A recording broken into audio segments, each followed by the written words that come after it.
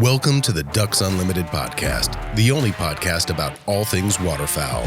From hunting insights to science-based discussions about ducks, geese, and issues affecting waterfowl and wetlands conservation in North America, we bring the resource to you. The DU Podcast with your host, Chris Jennings.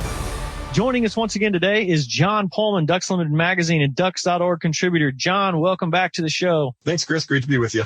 I brought John on today, and we were kind of discussing offline some different topics that we can talk about. And with John living right in the prairie pothole region, I thought it would be a good idea to bring John on to talk about, freelancing in the prairie pothole region. That's North Dakota, South Dakota, Eastern Montana, even all the way up into Canada. There's a lot of people that go up there and they try and freelance hunt, and it became really popular. I don't know, John, 12, 15 years ago, it really took off. And there's a lot of guys who go up there and do it. So, John, let's get started with this. Let's just start out with early season. As soon as that season opens in September, what should guys be looking for? What should hunters be looking for when they get up there to the prairies? Sure. Well, first of all, I just wanted to say, that freelancing is at the heart of my experience as a waterfowl hunter. And I've been blessed to be able to really freelance for the last 30 years since I started duck hunting. And, the beauty of being a freelance hunter is that it's all on you. You're in charge of making the decisions and scouting and finding the birds and so on. And then the challenge of freelancing is that you are in charge, of finding those birds and whatever. And so, early season on the PPR, when I think about a season of freelancing on the prairie, two things come to mind first, and that's one is the weather and how that weather during a particular season is going to impact bird behavior, and the second is the progression of crop harvest and where we're at. So when I think about September, obviously the weather can do different things, but typically you're talking about some mild conditions. You're talking about birds that are taking advantage of some really recently harvested food resources, be that small grains, silage, corn that's been chopped for food for cattle, for forage. Those are the two big ones that come to mind. And then of course that September gives way to October, that opens up new doors for feed. But, so a September freelance hunt, that's a good place to start is to find those areas where you've got freshly harvested crops, those small grains that are on the ground, corn that's been chopped, stuff like that. You're going to be looking at targeting, birds in the field, whether it's Canada geese, wood ducks, mallards that are going to be taking advantage of those things. Like I say, the weather can change in a heartbeat. You can have some freezing temps and even snow in September, but by and large, it's going to be pretty moderate. And so, water resources are going to be important during that time of the year as well. Ducks and geese typically at that point of the year aren't using real huge bodies of water. Most of the water bodies are going to remain open throughout September. And so small potholes and sloughs and cattle ponds and, creeks, things like that are going to be places where you're going to find those birds. But September is a great time of the year. Early part of the year is a great time for folks to come up that don't want to have to battle the elements, that don't want to have to battle cold and snow and ice and those things. It's a good time of year to bring up kids. Because of those conditions, they're a little bit easier to handle, or maybe for an older hunter that, doesn't want to have to bundle up in overalls and whatnot. And so it's a good time of the year to come. There are some challenges about early season though, freelancing on the PPR. For one, migration by and large has not kicked into high gear, so you're hunting mainly localized birds or localized populations. You get into Canada, obviously that's a different deal. You're probably dealing with a little bigger abundance of birds just because of the availability of breeding and nesting habitat up in Canada. But if you're up here in North Dakota, South Dakota, you're going to be dealing with localized populations of Canada geese and ducks that were hatched here on the prairie. And, so you may not be dealing with really large numbers of birds. And so, being realistic about the types of situations that you're going to try to find. You may only be hunting a field with 1,000 mallards rather than 10,000 later in the year, or maybe 250 honkers rather than 5,000 that you may find later in the season. So, being realistic about what you're going to encounter and experience up here. The big thing for me as a duck hunter, and I love to call, is that early season, your calling, for ducks is just not as effective as it is later in the season. Around that, mid-October, third week of October for me is when you'll see that duck calling really start to make a difference. And so, because of that, then you are really going to want to pay attention to, or put a lot of emphasis and a lot of work into being on the X. Since I know I'm not going to be able to coerce those ducks into my decoys with the call, I'm going to want to make sure that I'm exactly where they want to be, and so that I don't have to lean on that calling so much. Some other things that pop to mind about early season is that you're going to have a lot of varied duck species. A September hunt here in North Dakota or South Dakota, you could probably shoot 7 or 8 species. Blue-winged teal, widgeon, gaddies, mallards, pintail, shovelers, a handful of divers, any of that within a given day. And so that kind of adds to the experience as well, for an early season, September to early October type of hunt. Yeah. And, this year, is really going to be a lot different than what you guys have experienced up there in the prairies in years past. And something that we've talked about a lot on the podcast, in all of our communications is the drought conditions. Mm-hmm. And the lack of water throughout North Dakota and South Dakota this year is really going to change the game for a lot of freelancers. How are you taking the approach with the, there's a lot. I know 2 years ago or even last year you dealt with, there was too much water. Sure. And so this year you're kind of going into it knowing that you're not going to have near as much water. So how do you approach that? Yep. So if I was somebody that was coming up to the prairies this fall, I would certainly look at making some phone calls ahead of time, whether to the, your local game fish department, landowner contacts that you may have had, hunters that in the area. Try to get an idea, put your finger on a little bit what our water conditions are like right now.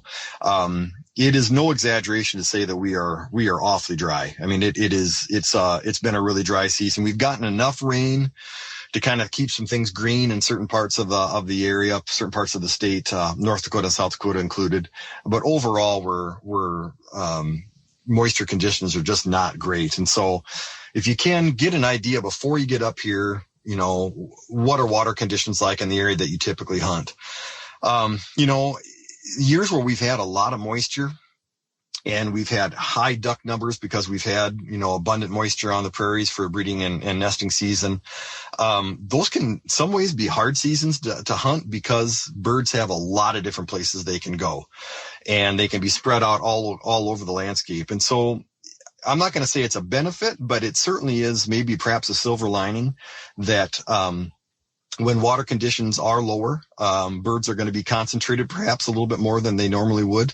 And that means that if you find a roost holding some birds, chances are you're going to find, maybe a decent group of birds to work with. And so, but before you get up here, try to find out what those conditions are like. And then be prepared that when you do come up that your hunting may be different. The wetlands that do have water this year tend to be your semi-permanents, your permanents, which are going to be deeper, bigger.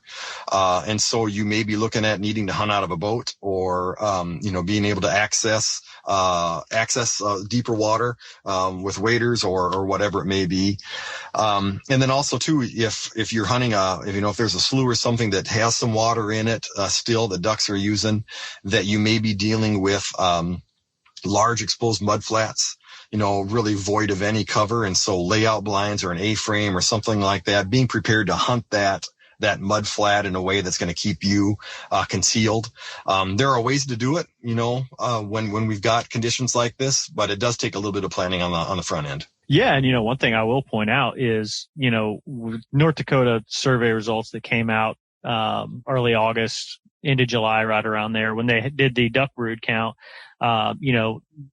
they're saying it's going to be a significant decreased in the fall flight coming out of North Dakota.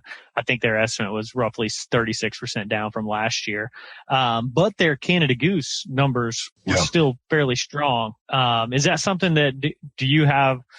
Sometimes you take an approach like, man, if I can't find a good pothole or something to hunt, are you just transitioning to the geese, like maybe looking for some fields that, where you can target some Canada, something like that? Absolutely. You got to take advantage of what you have in front of you. And, my preferred hunt is mallards over water. And that may just not happen a lot this year. And so, you got to take what you're given a little bit. I will add, I saw those numbers from the North Dakota Game and Fish, and this summer, early summer, June, even end of May into June, I saw a molt migration of non-breeding adults and juvenile Canada geese through eastern South Dakota, unlike anything I've seen in my 30 plus years of hunting up here. And so I think there are some really good Canada goose numbers this year, and it would not surprise me if that becomes a bread and butter type of hunt for a lot of people this year, just because I think those numbers are there. For about 4 weeks straight, it was a steady stream of birds moving, through South Dakota, eastern South Dakota, up to their, the lakes, the water bodies where they're molting.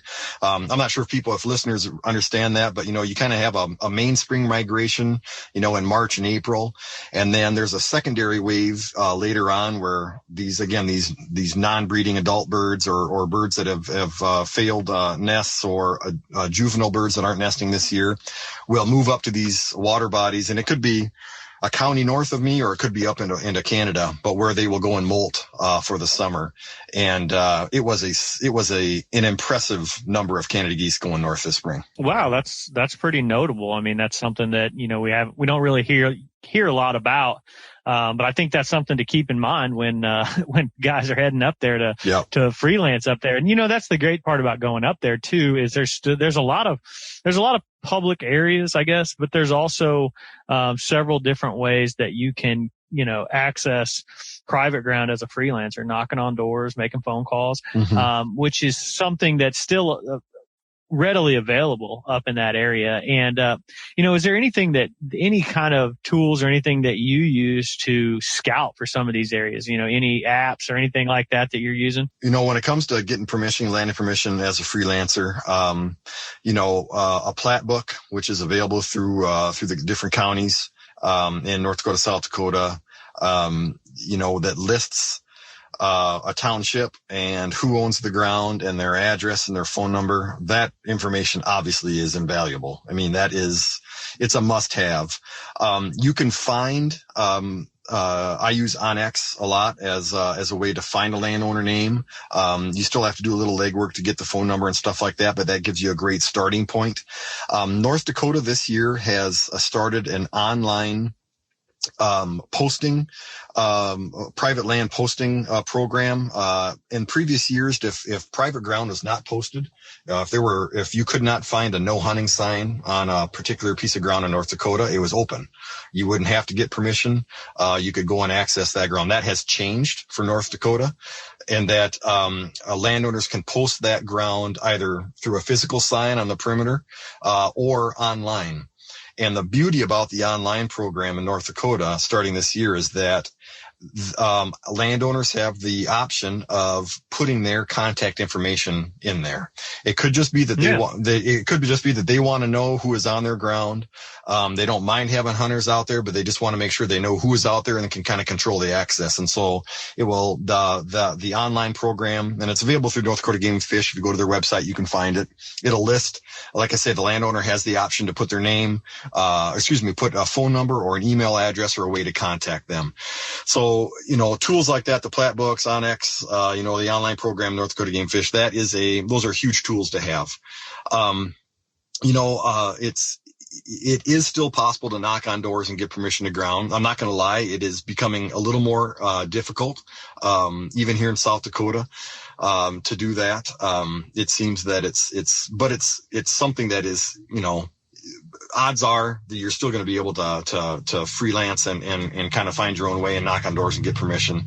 And the one way to keep that possible and going forward is that, having hunters make sure that you stop by and talk to the landowner afterward, or send them a thank you card, or offer some birds, or, doing something to let them know that you appreciate what they've allowed you to do. Closing the gates and following their rules. If they say you can go here, but you can't go there, make sure you do it. Not driving across there if it's really muddy conditions, not driving across the field in your truck, and doing everything that you can to go above and beyond what's expected to make sure that we are all able to enjoy a freelance hunt here moving forward in the future. Not only, just the tools that you use to find that property, but, also just being respectful of the landowners there is really important for being able to, for that to continue. I mean, that it's obviously changed, and I'm sure you at your age, you have seen that drastic change from pretty much open lands and being able to knock on a neighbor's door to probably a lot of property being locked down to where people don't have access because one knucklehead hunter probably left trash or did something that, was kind of disrespected the landowner, and they just shut it down. So all hunters need to keep that in mind, especially, at all times, but especially when they're freelancing up there in the prairies. One more pet peeve while I got my soapbox here is that, and this is a pet peeve from landowners that I've talked to, during the harvest season in the fall. It's quite often that you'll see landowners or guys that are renting the land or farming the ground that are out harvesting their combines or, running the grain carts or whatever. If you're trying to hunt a particular piece of ground, do whatever you can to not make that combine stop. Try to talk to somebody else and not make them, because that's a really busy time of the year for farmers. And when they're on a mission and they're going in that combine and trying to get that crop off the field because weather is coming or whatever it may be, let them finish their job, trying to find another way or get a cell phone number from maybe some guy that's sitting at the grain cart or something like that to talk to him. But do what you can to not stop them on that combine, because chances are, the odds are they're probably going to say no. Yeah. If you make them work longer, they're probably going to tell you no. Yeah. So no, that's a good point. And that's something that, maybe some people who didn't grow up in agricultural areas, maybe they don't understand that, stopping that combine is basically costing that guy money sometimes. Yeah, exactly. So, that's a very good point. Good point, John. Just speaking of some of the other tools that you kind of hit on it a little bit, but, what are some of the must-haves? Guys are traveling up there, they're loading the truck. What are some things that you recommend, as the local up there, like, hey man, you should probably bring this. Like, this is one of the most important things. Or what, I'm sure there's several of them. Yeah, honestly, one of the first things that comes to mind is, and they're expensive, but they're worth their weight in gold some days, is, some sort of a side-by-side UTV, ATV, a Ranger, John Deere Gator, something like that you can use to haul gear into a field or access a wetland maybe in the middle of a crop field. There's a lot of time where a landowner will say, go ahead and go out, but I don't want trucks out in the field. And you can offer, would you mind if I'd use my ATV? We can hook a trailer up that way. And odds are, since that's something that they use frequently, that they're going to allow you to do that. And it is a lifesaver when it comes to accessing, a staging pond that mallards are hitting before they hit the corn or the wheat field. And it's smack dab in the middle of a full section, in middle of a square mile. And you've got to lug your gear into that little pothole, and you can't use your truck, but he'll let you use, the farmer will let you use your ATV to hook up your trailer and take your gear out. It's just a godsend. It saves so much time and energy. That is something that I would definitely bring along. Just being prepared, for varying situations. You can do a lot of homework before you go. But it doesn't hurt to have, if you think you're only going to primarily hunt fields, it still doesn't hurt to have a water set up, even if it's small. To have varying decoy styles in your trailer that you're bringing along. Same thing for your clothing, just because the weather can change so much. You can predict quite a bit what the temperatures are going to be like and weather conditions, but you still never know how things could change. Binoculars for scouting, or a spotting scope that you can mount on your truck window while you're out scouting. That's a huge plus. So you can pinpoint the X what those birds are doing. I know folks that will, if they're traveling a long distance, they will bring a scouting vehicle, specifically for scouting, a car or something that gets a little better gas mileage. So that it's a little inconspicuous too. When I see a truck with pulling an enclosed trailer down a gravel road while I'm out scouting, I know I've got some competition in the area, but if I see a little car or something like that, I can look past it and not really worry about it. So it saves you gas mileage, and then it maybe keeps the attention away from other hunters too when you're out scouting to have something like that along. Those are the big ones that come to my mind.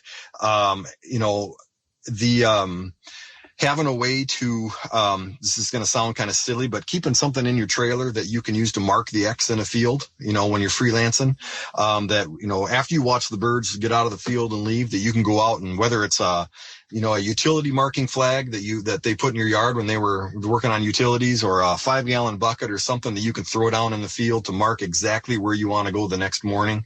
When you're hunting new territory, new country, you're not familiar with a field, being able to find that marker in the morning is going to save you a lot of time. And then that you're exactly where you need to be, from your scouting the night before. Those are some things that, kind of strange things maybe that come to mind, but those are things that I know that as a freelancer that I've come to count on over the years. Yeah, no, those are good. And you kind of hit on the layout blinds and, potentially even like an A-frame or something like that. Those are always good to have if you really, if you're really going to be, running and gunning, freelancing, you never know the conditions. You may be in, areas where there's very little vertical vegetation. And you may have to be able to, hide in the middle of nowhere. So, that's a good point. Well, I was going to say, and if you're hunting too, Chris, late in the season, and even if the weather, the long-term forecast doesn't call for snow, it does not hurt. If you're going to be hunting toward the razor's edge, toward the end of the season, having some sort of snow cover, that you can put on a blind, because those can, new snow and those types of conditions are a great time to hunt up here on the prairies. The birds are packing on the calories. They're hitting the fields to feed before they head south. And those snow covers, whether that's on an A-frame or a layout style blind, they absolutely make those blinds disappear. And there's probably, no better way or no better time to try to, field hunt mallards or something like that than when there's some fresh snow on the ground. And having those blinds, the snow covers are just something I'd really recommend having along if you're going to be hunting that time of the year. Yeah. And, I'm just curious with your hunting up there. Do you have better success in the early parts, when there's a more abundant species around, or, you still have a lot of blueing opportunities pretty early. But do you have just as good or better hunting, later, as the snow does start falling? I think it improves as the season goes on, from the standpoint that I think migrating birds or birds that have moved into an area behave differently than birds that are local. They are more apt to decoy. They are more apt to listen and respond to the call. You're dealing with, and I know it sounds kind of strange, but as the season progresses, you're dealing with birds that are in more of their breeding plumage, their full plumage, they're prettier. I mean, early season, you can get some scrappy brown ducks, and it's hard to tell the difference between a hen and a drake mallard and stuff like that. And so if you're looking for that quintessential, green head mallard shoot later in the season is the time to come. I prefer really from that third weekend of October on till the end of the year is kind of my favorite window to hunt, just for those very reasons. We're typically dealing with a fresh push of birds around that 25, 26, 27 of October. And then from there on out, it's the migration, when we get some weather to help push some birds out of Canada and North Dakota. And so I prefer later in the season. But the other side of that coin is that things can change in a heartbeat. You can get a weather system to come in and it can push birds out, or it can just make hunting conditions absolutely, really, really difficult. So that's the flip side of that situation. But late season is the time for me. Yeah. And one cool thing about the later in the season is you can get into that mixed season of waterfowl season and pheasant season, which I know you partake in and one of your favorite things to do. So, as the duck season gets later, the pheasant hunting seems to pick up a little bit. And, I know a bunch of guys who go out there and do that, and that's a good opportunity for some freelancers as well. Yeah, absolutely. And that gives you another option too. If the ducks aren't cooperating, you get later in the season when the pheasant hunting and upland bird hunting, primarily pheasants, when the crops get out, early in season, early October, corn is still standing, soybeans are still standing. The hunting can be really hard for pheasants until about the last hour, the golden hour of the day. When those crops are out, those birds don't have this, they don't have those millions of acres of corn to hide in. And so they're forced to use more typical cover that's a little bit more huntable for guys. So yeah, it's a great secondary activity if you're going to freelance ducks up here, and some days it's your primary activity when the birds aren't cooperating. No, and I got one more question for you before I let you go. But the fall snow goose, as snows kind of pass through there, are there a lot of guys taking advantage of that from a freelance perspective? And if so, like how are they approaching that in the fall? Sure, this is something I'm sure it's probably in the last decade or so it's really become more popular. And I think a lot of that has to do with the fact that there were so many guys that had invested, or hunters, I should say, that had invested, thousands of dollars in snow goose equipment for the spring season. And they're thinking, what do I do with this stuff now in the fall? And so they started experimenting, I think, a little bit with these fall opportunities. I know quite a few people that will travel to Canada to freelance snows, because those birds are coming across the tree line out of the tundra. They're more vulnerable to decoying and more apt to decoy. And so, it's something where, it's a little more, unlike spring, it's a little bit more like they are moving from, they will do a roost to a field type of a pattern, and guys are going to try to target them that way. In Canada, you can use an e-collar. It's something that, which obviously is a big aid. You get down into the U.S. side of the border, and I don't believe you can use those in any states at this point during the fall. But they're still using kind of a targeting birds as they establish a roost to field type of a roost to feed type of a situation.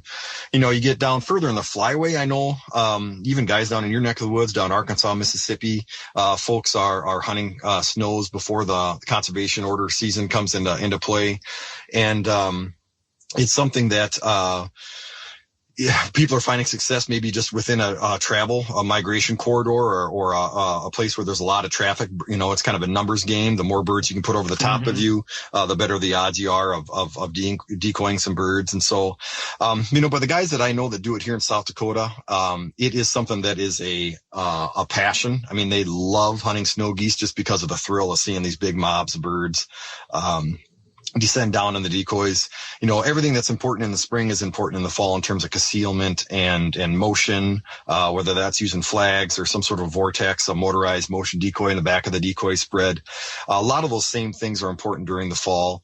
And I think that it's sometimes too, it's a little bit easier in the fall to get permission. Where if you've got, snow geese that are attacking winter wheat that's already emerged, you've got landowners or farmers that want to get those birds off of it.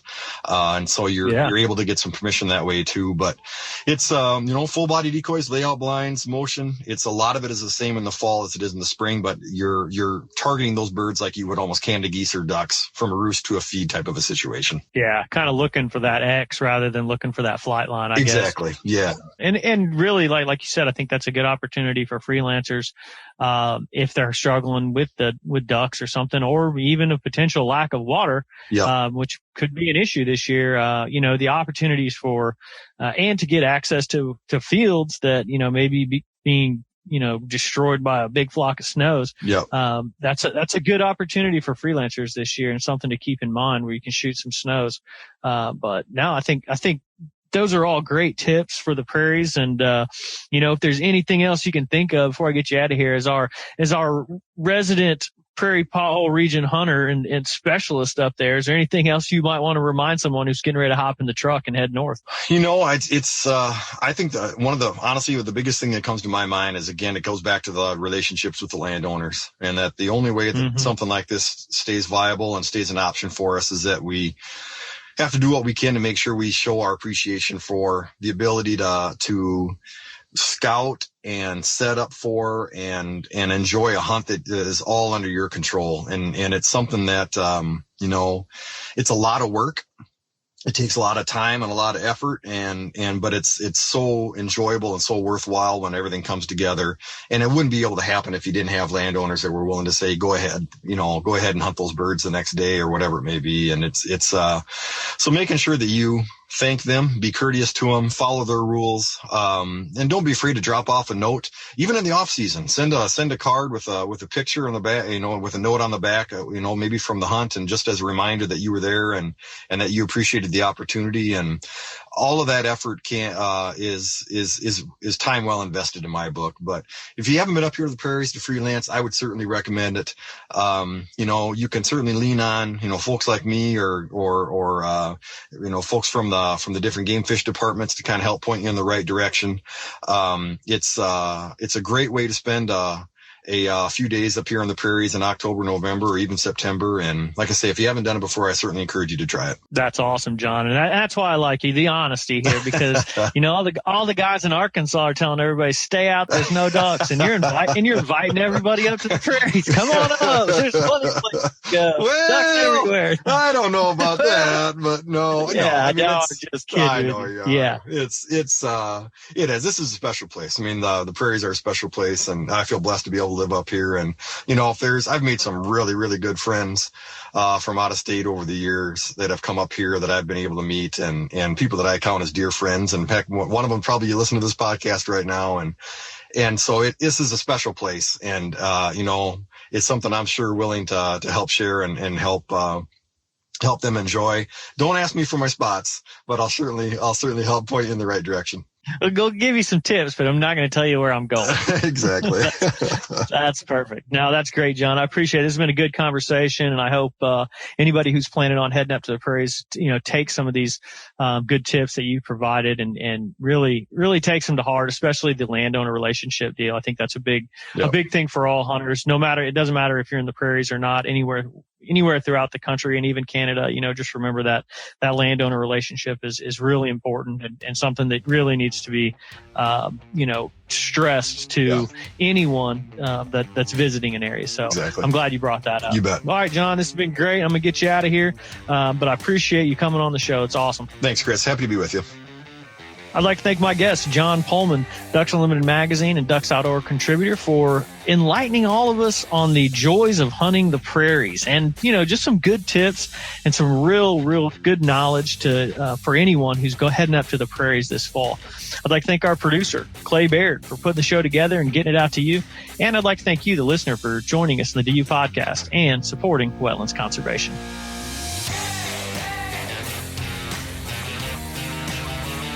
Thank you for listening to this episode of the DU Podcast. Be sure to rate, review, and subscribe to the show, and visit www.ducks.org/DU Podcast for resources based on today's topics, as well as access to more episodes.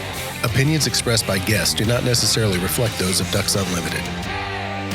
Until next time, stay tuned to the ducks.